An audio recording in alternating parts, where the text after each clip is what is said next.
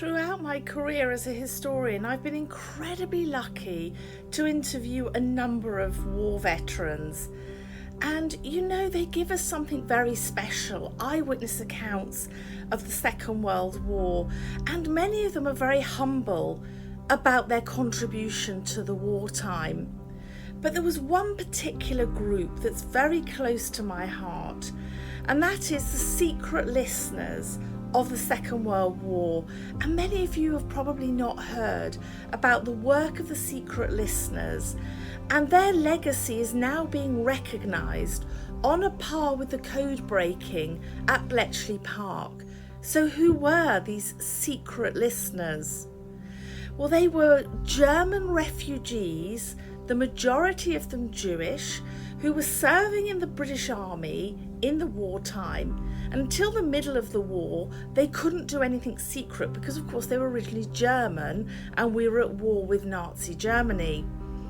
But they were transferred from the Pioneer Corps, where they were so-called digging for victory and thoroughly frustrated, and they were transferred to the Intelligence Corps and made an incredible contribution to military operations that were so hush-hush for 70 years. They sat in 3 stately homes just outside London: Trent Park at Cockfosters, Latimer House and Wilton Park in Buckinghamshire.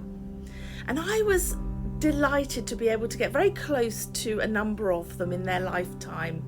Fritz Lustig in particular, he said to me one day, I spent 3 years in the Buckinghamshire countryside listening to German prisoners of war and the generals. Did we do anything that made a difference to the outcome of the war? And astonishingly, I worked on the now declassified files and discovered that the intelligence they gave by secretly recording the unguarded conversations of thousands of German prisoners of war gave us intelligence that we could not have gained in interrogation, and that those prisoners, and particularly Hitler's top commanders at Trent Park, would never have given up in a casual conversation walking around the grounds with a British officer. So these secret listeners have left us with a significant outcome of the intelligence war due to their work. And alongside them, we mustn't forget the women. There were German and Austrian refugee women that worked at these sites in translating and interpreting and analysing the intelligence that's coming out of the M rooms, as they were called, where the secret listeners were actually recording the conversations. And so let's have a thought for them. Let's keep their legacy alive.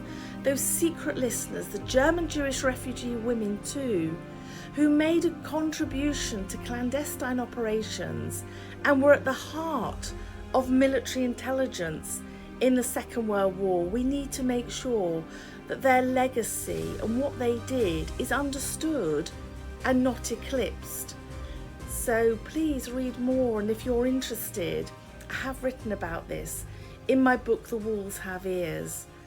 Thank you.